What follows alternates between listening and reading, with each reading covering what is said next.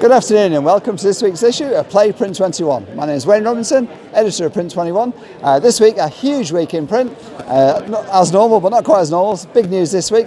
First of all, we're here today in Canberra at Parliament House. This is the big event Print2Parliament put on by the PVCA, Print and Visual Communications Industry. There's lots of politicians here, Minister for Communication is here, lots of printers, and it's a lobbying event. It's to raise the profile of print in the political world. Policymakers are here, lawmakers, and it's to get them all on side, understanding the nature and the size of print, which of course is the biggest manufacturing industry in Australia. Huge news this week from Melbourne on a couple of big stories. One is the Southern Colour has bought Rooster IMC, or it's actually bought their assets. It's an asset sale of Rooster's assets. Rooster, as many of you will know, was formed by Naresh Gulati 5 years ago. He stitched together various companies, Printbound, OCA, the Bindery, BPO, and moved into the old Geon building in Mount Waverley to create a large printing company. He bought a lot of offset equipment, he bought digital equipment, finishing equipment, wide format equipment.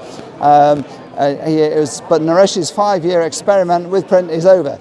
He sold the assets to Southern Colour. For Southern, it's a great deal because it means they get, Rod Dawson is going to bring all the 4 Southern businesses under the one roof in Mount Waverley, and they'll all be renamed Southern Impact, apart from OnPack, the label and packaging company, which will keep its name as OnPack, but that also will be there. So that's the great news for Southern Colour. The company will now operate from that 7,000 square metre building. Rod Dawson quipped that it's not court number 3 because of course that building's had various tenants in it over the years who've had various mixed fortunes. For Naresh Gulati, well, he tried to start up a new printing business effectively, a new entrant to the industry, but it's not easy to do. And for Naresh, unfortunately, he was caught up in a very lengthy and intense divorce battle going on in India.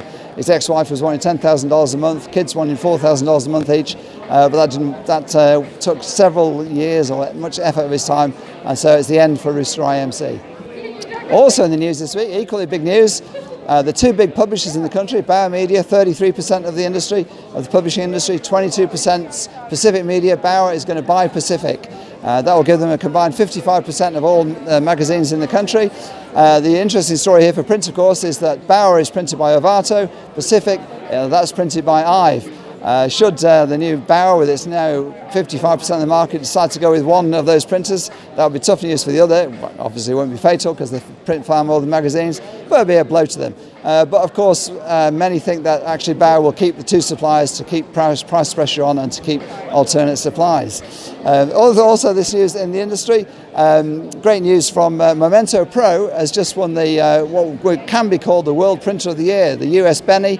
The big printing awards there. It has taken out Best in Show, which means Memento's book, Middle Earth photo book, printed on Epsom, is the best of the best print, judged thousands of entries, judged by international panel of judges in the US, in Chicago, and that has come out on top. So congratulations to Jeff Hunt, Libby, and the entire team there at Memento Pro.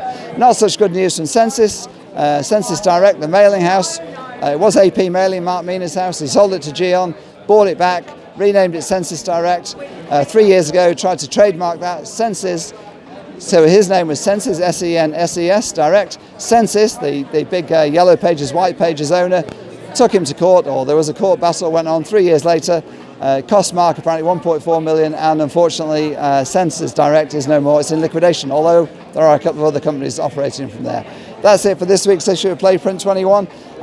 Go to print21.co.au for all the news, and goodbye from the Print to Parliament event here at Parliament House.